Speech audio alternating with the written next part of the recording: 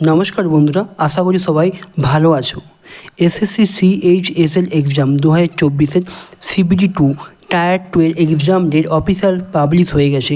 তোমাদের 18ই November 2024-এ CBT 2 এর exam হতে চলেছে। আমরা এই ভিডিওতে সেই এক্সাম রিলেটেড অফিসিয়াল নোটিশটি দেখব এবং সিবিটি 2 এর সিলেবাস এবং এক্সাম প্যাটার্ন কি রয়েছে সেটাও দেখে নেব। দেখো, এটি হলো সেই exam related official notice. Staff selection commission important notice.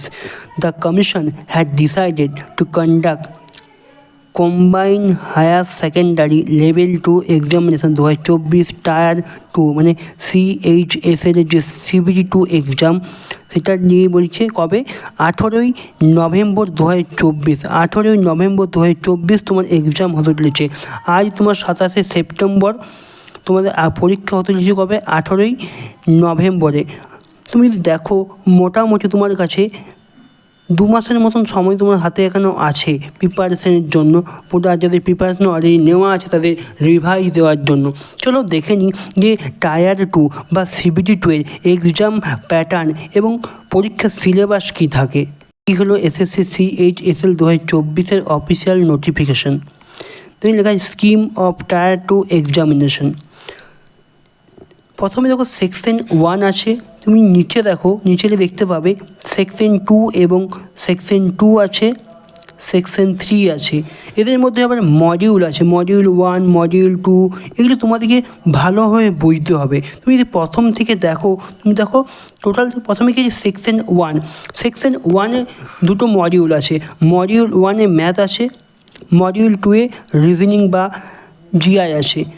Module 1-এ ম্যাথে থাকবে তোমার 30টি কোশ্চেন, প্রত্যেকটি কোশ্চেনের মান 3 নাম্বার করে।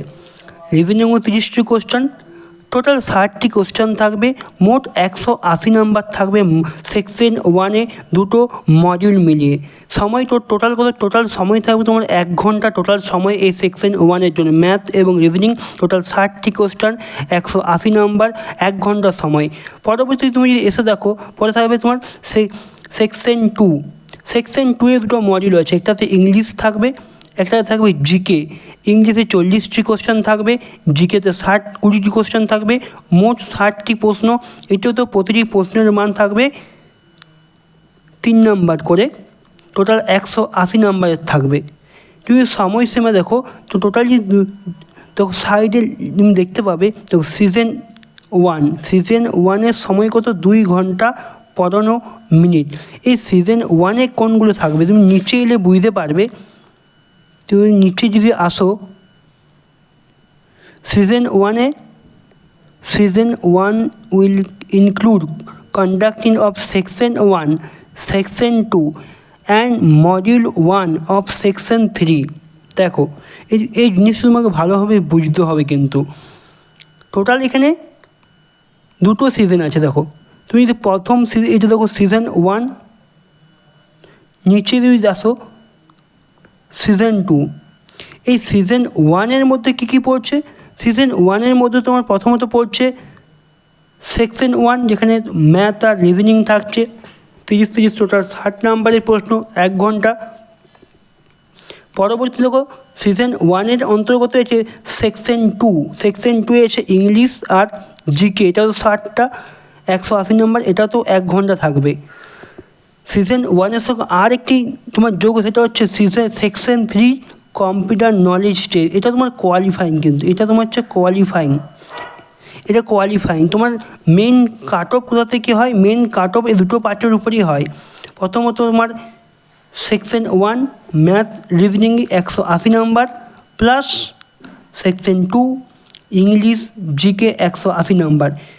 দেখো লেখা আছে সিজন 1 2 ঘন্টা 15 মিনিট। এর মানে হচ্ছে তোমার যে সেকশন 1 ছিল, এই যে সেকশন 1-এ যে ম্যাথ আর রিজনিং এ দুটো, প্লাস সেকশন 2-এ যে দুটো মডিউল আছে ইংলিশ আর জিকে, এটা প্লাস এই তিনটে মিলিয়ে তোমার 2 ঘন্টা 15 মিনিট সময় আছে।